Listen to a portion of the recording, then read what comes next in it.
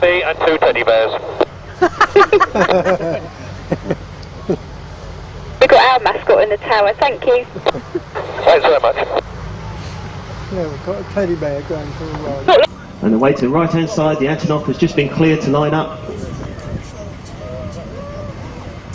And what a treat it is to see an Antonov display. It's not something I've seen for quite a while. And probably the only display today that wishes there was a little bit more wind rather than the 6 or 7 knots we have at the moment. The reason for that will become clear during the display. When you take off and display, your discretion 050 degrees, 3 knots. Antonov lining up and displaying, thank you. Now it is time to look away to your right hand side, about to commence takeoff and display, Antonov AN2.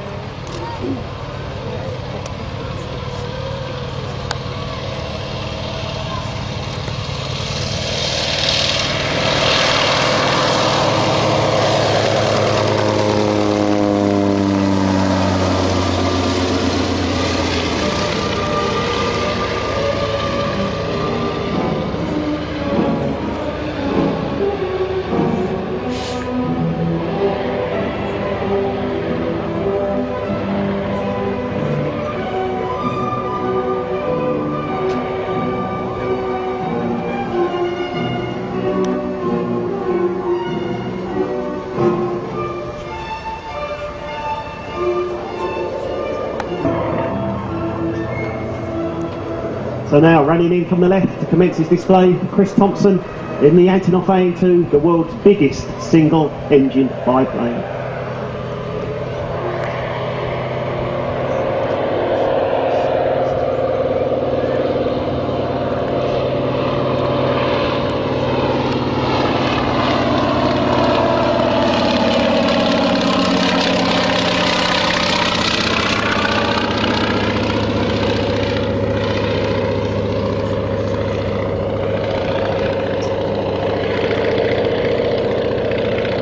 It has extraordinary slow flight capabilities, which makes it very suited for operating from very rough and short landing strips. And you can see that well demonstrated now as Chris brings the aircraft in from the right hand side.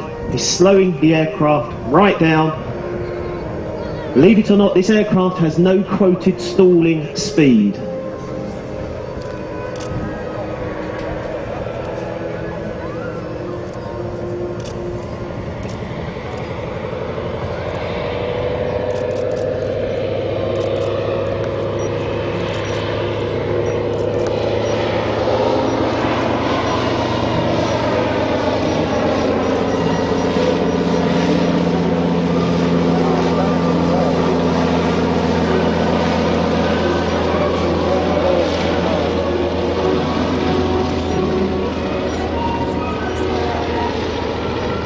Now that is a truly amazing slow speed pass, and if Chris had a headwind of some 15-20 knots today, he'd be going even slower. Yeah, exactly.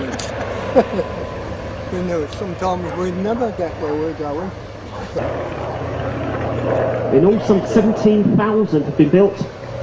Originally the aircraft was manufactured in the USSR, but then moved to Poland in 1960.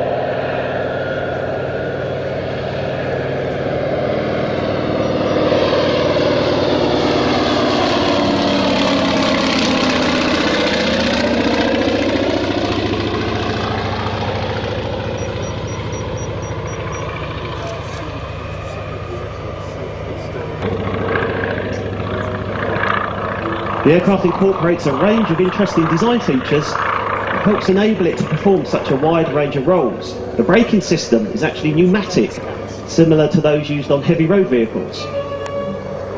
It actually has an airline fitted to a compressor, so the pressure in the tyres and the shock absorbers can be adjusted without the need for special equipment.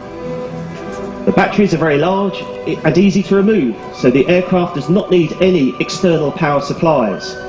And there's no need for an external fuel pump to refuel the aircraft, as it has an onboard pump. This allows the tanks to be filled from a simple fuel drum system. Quoted in the operating manual, this aircraft has a takeoff run of just 170 metres and a landing run of just 215 metres.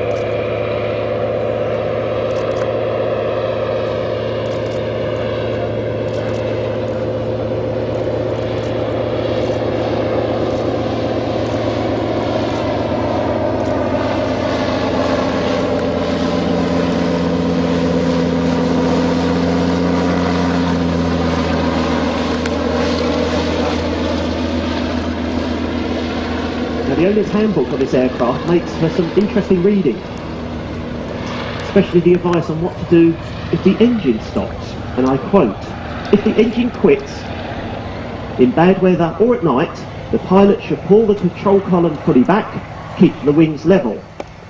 The leading edge slats will extend at around about 2 miles per hour, and then the airplane slows to forward speed 25 miles per hour and will sink at about a parachute descent rate until the aircraft hits the ground."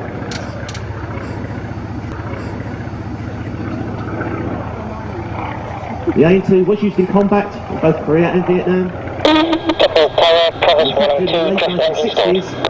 Thomas 112, good afternoon. Start your discretion outside air temperature +19er. I'd like to depart you 26 if that's okay. Okay, to the store, that's 26, no problem at all, thanks a lot. Roger, report ready, taxi. Okay.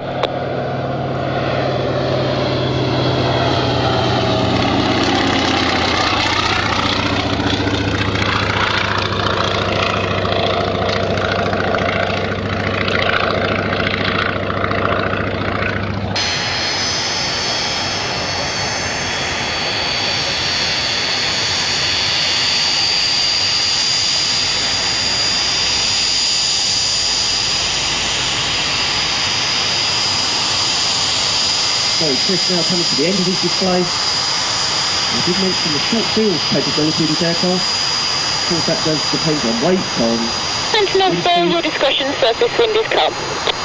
weather. Confirm 2 POB and still 2 teddy bears. 120 metre landing run. Let's look to the right and enjoy Chris Thompson making his landing. Conclude his display in the Antonov AN2.